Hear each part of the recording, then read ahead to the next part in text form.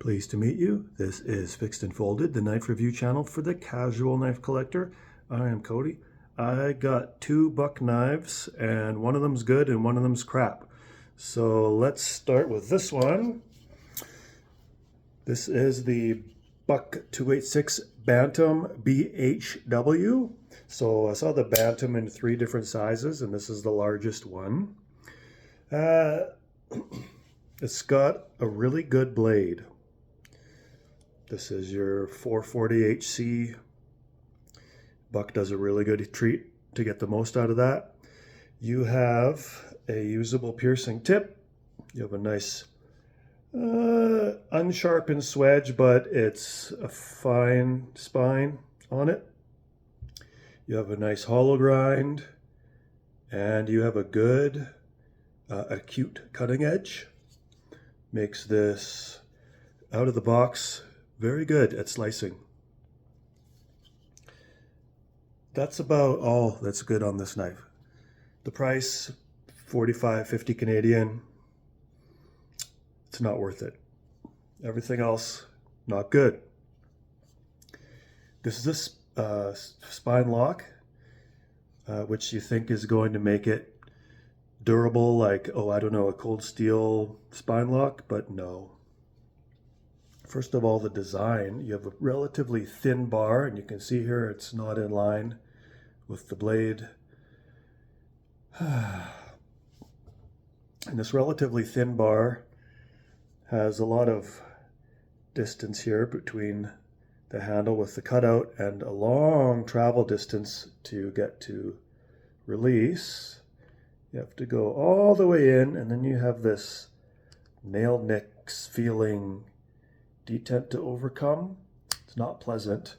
And the spring, which is this little black piece inside the handle there that goes up against the stainless steel spine locky bits, is quite stiff. Quite stiff. This is very unpleasant to release without gloves. Stiff, full travel, and then you have this detent nail nick thing to overcome. Like that. Not cool. There are no washers on this. It just uses the polymer handle as washers. So it does not feel nice. It feels gritty. You do have some detent when it closes. This one was the most centered out of the models that I looked through, out of the clamshell casings. They all have travel. Okay, the shape of the thumb studs is fine. It's not uncomfortable to use the thumb stud shapes, so that's part of the blade, which is good. Okay, also something that's good actually is the jimping on here. This is nice jimping. It's probably like from fine, medium, and coarse. This is kind of on the coarse side, but because this is rounded plastic, it does provide traction, and it's actually not uncomfortable. This is actually the best, only good part of the handle. Where do I start? This looks like a barrette hair clip. It's only one position pocket clip, so you're stuck with tip up carry, or no, tip down, sorry. You're stuck with tip down carry. I don't even want to close this. It's not a full deep carry. It's going to ride. You're going to have this much material poking out. Not enough material to grab with the hands. You'd have to go down more for a tactical carry, and preferably most people like a full deep carry. The metal is very, very stiff on the clip, so it's actually hard to get into the pocket. Hand comfort on the clip is actually good. This clip is not uncomfortable. This is not a hot spot for me. Same with left hand. It feels with the chamfering all down the handle. Once it gets to the back, it just doesn't feel like a lot of material for the back of my hand. It doesn't feel secure. Ultimately, probably not going to slip because you do have this finger guard here. Finger cutout, sorry. Ultimately, it'll probably be secure, but it feels slippery in the back here, mostly because of the shape that the buck decided to go with here. It just feels insubstantial, like it tapers down to not a lot in the back. Ugh. Very flexy. Like I would say, wow, equal to or even more flexy than your Grivery blue handled bug out, Benchmade bug out. I'd say this is more flexible. You've got a waffled, I don't know if you can see that, but you've got a waffled skeletonization on the inside of this plastic. Don't know why Buck decided that it needed to reduce the weight of the plastic handle and make it more flexy, but they did. There are no Torx bits for the body or the pivot. It's all pinned. I actually took the pocket clip off to see what size of Torx bit it would be, and it's just a pin. So you cannot take this apart.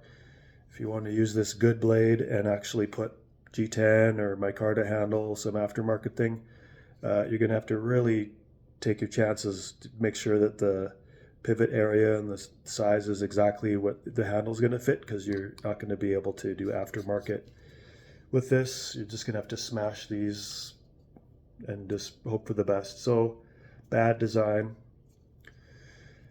You do have a lanyard hole here. I don't really want to try and sell this anymore to give you features, because this is not a good knife.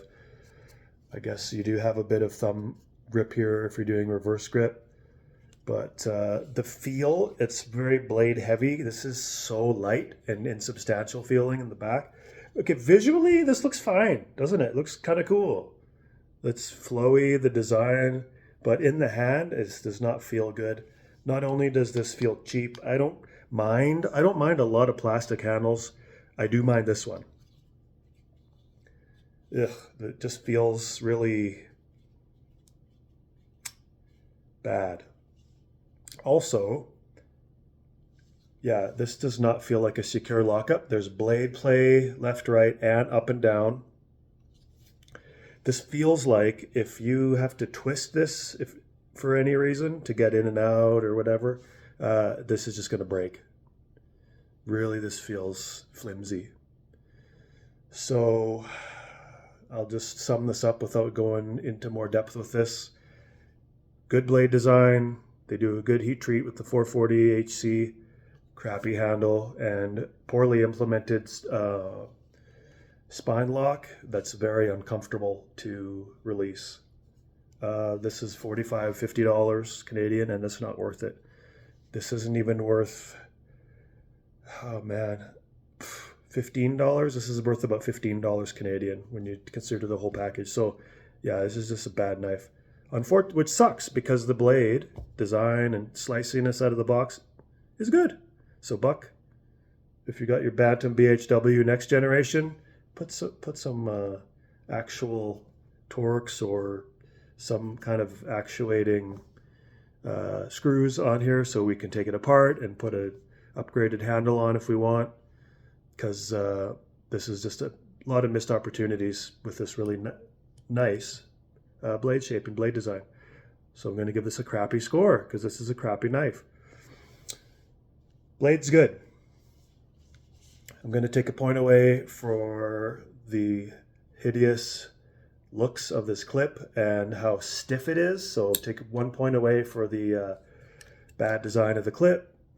Oh, I'm going to take a point away from this poorly implemented spine lock. I'm going to take a point away for fit and finish, because this doesn't line up.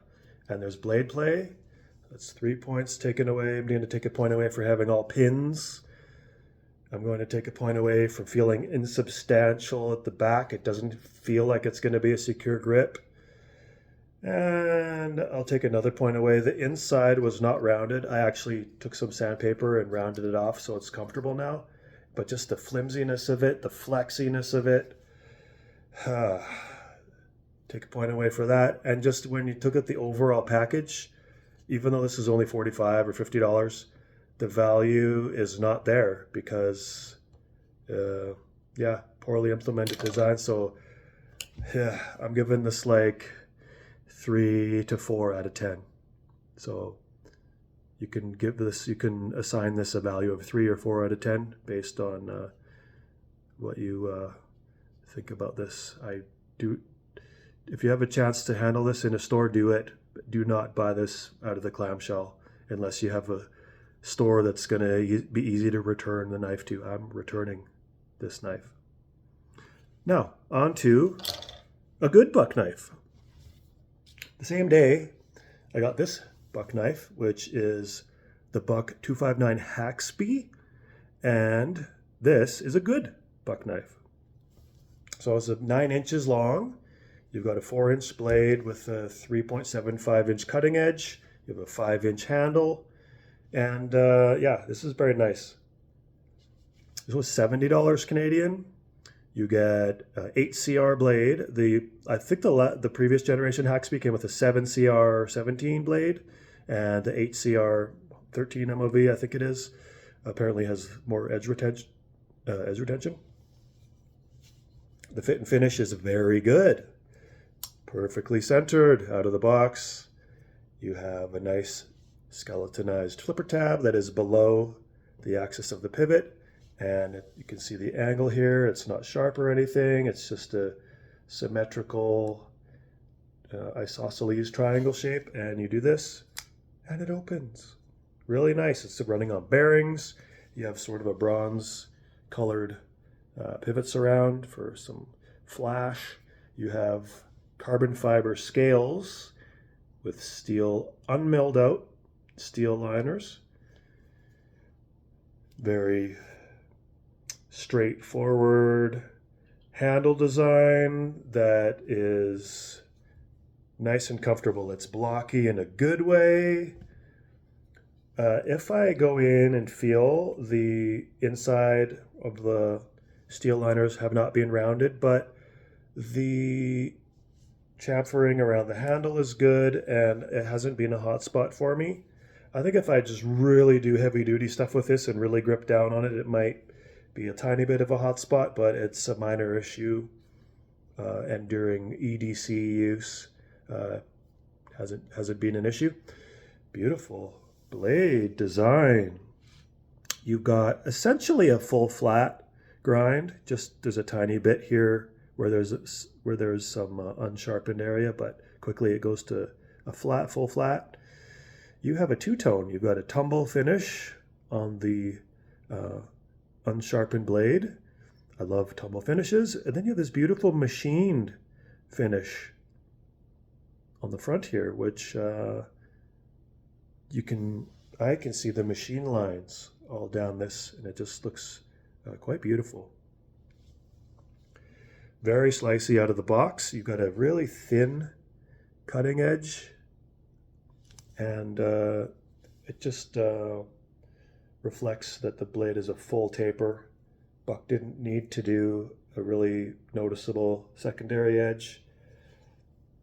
Very good, very slicey out of the box. Great at piercing. This looks like a subtle drop point. Little bit of a drop point. It's quite subtle. You can see the tip is significantly above the axis of the pivot. So still you have good control of the tip. This is a trigger. You could do a trigger pull choke up maybe if you have medium size fingers. I can't really do it. I wear extra large gloves. I have fat, big fingers. I wouldn't trust myself to actually use it as a choke up, so I would just do thumb forward, get some fine control of the blade that way. You've got a jimped liner here that is minor. It's not mild, medium, and coarse. It's on the mild side. Does provide a nice finger reference. Lockup is good. I'd say it's a pretty full lockup.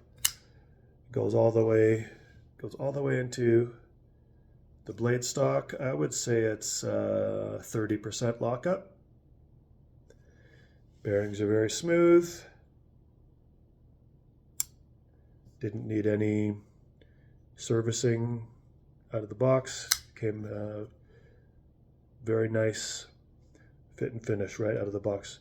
You have this pocket clip with the satin finish on it and the little tapering to a pointy point.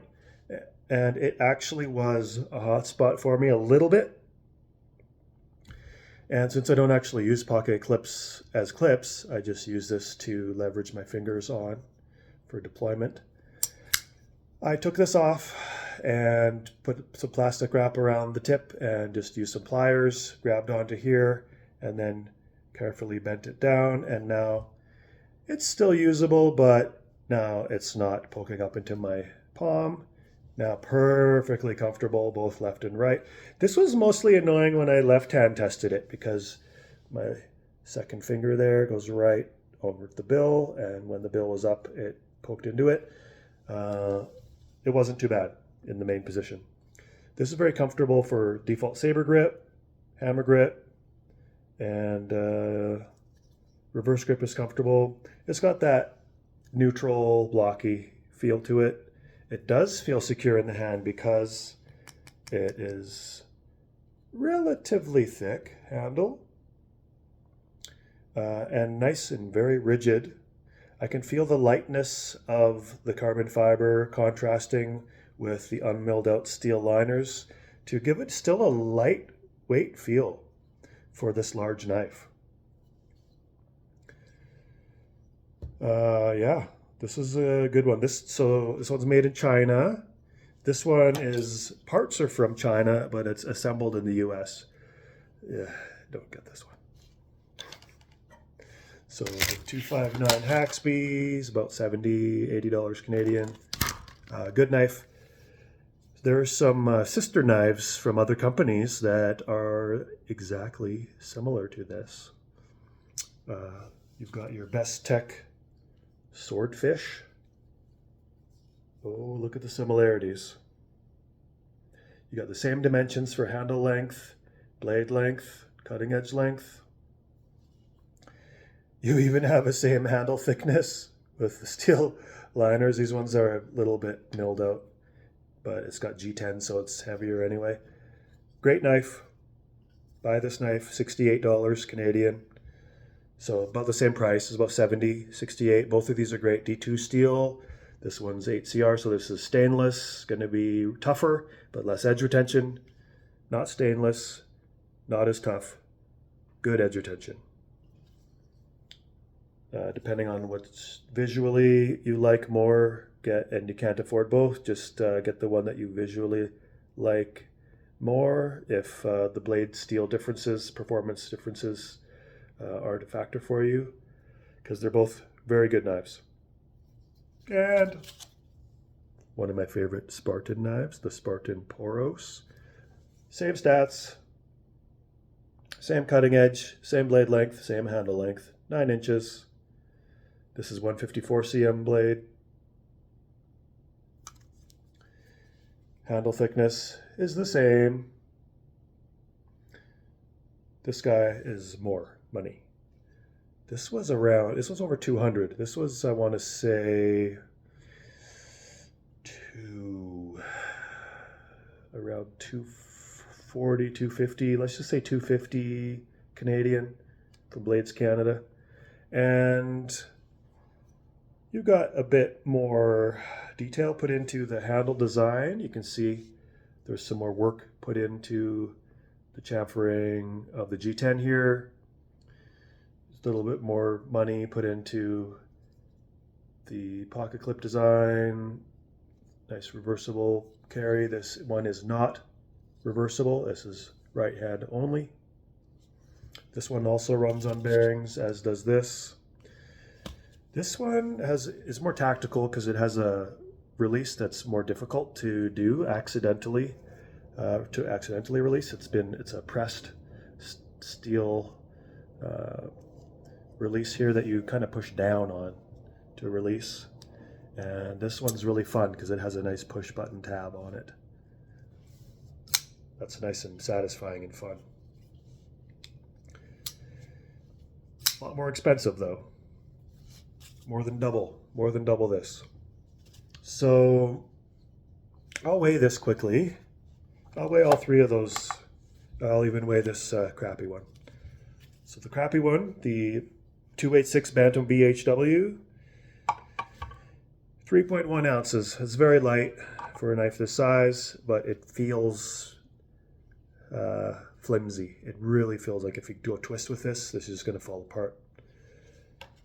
Now onto the good buck, the buck Haxby, 4.3 ounces, which is medium weight for a knife, and for a knife this long with this thick of a handle, that is nice and light feeling, but also you get rigidity here with the steel and the carbon fiber. So yeah, feels good. It feels good. Easy to release.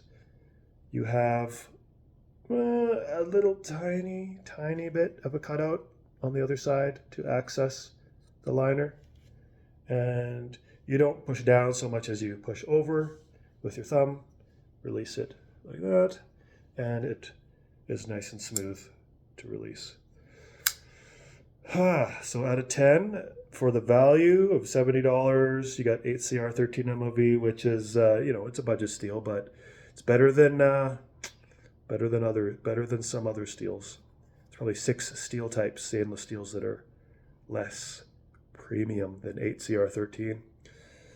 And as you know, a Spyderco, for example, the famous Spyderco Tenacious has a very excellent heat treat for 8CR 13 MOV.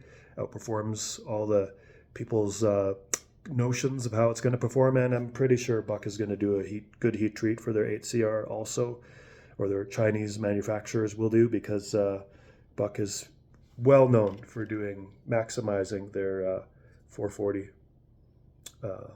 blade steels. Yeah, so out of 10 for the price, oh boy, close to a 10. You've got a T8 pivot and T6 body screws and handle, pocket clip screws. The design, I mean, it's really simple.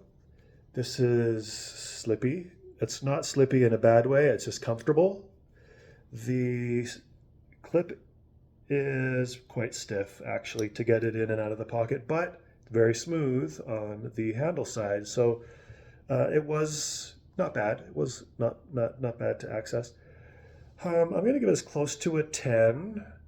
What would I take off? This one had a tiny little scratch on the blade that probably you won't even be able to see, and it was just from rubbing up against the clamshell in the case, probably during transportation. I'm pushed up against it. Very minor. Not going to take any marks off.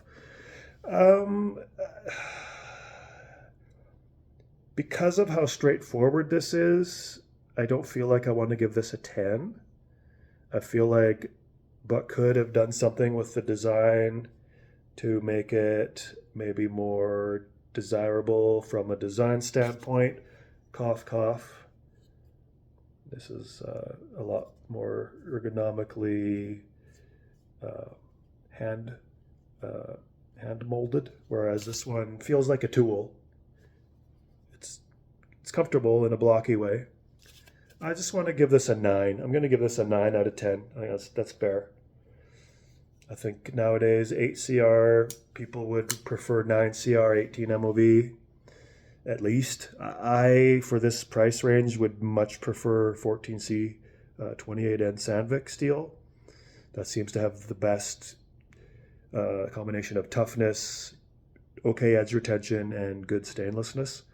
That seems to be the star of budget steels, is 14C Sandvik. So if this came in a Sandvik or even a 9CR 18 MOV, I might consider giving this a 10. As it stands, Buck 259 Haxby, 9 out of 10. I got these at Bass Pro Shops in Calgary. So if you can handle this one, go ahead and handle it. If you can't, don't buy it. This one has been very good, very good. Okay, well, that concludes my review of the 2 buck knives. Have a great night. I have 2 knives on order that I will probably be reviewing for you guys this weekend. Take care. I will talk to you soon. Where's Thomas? Oh, he's under a bed.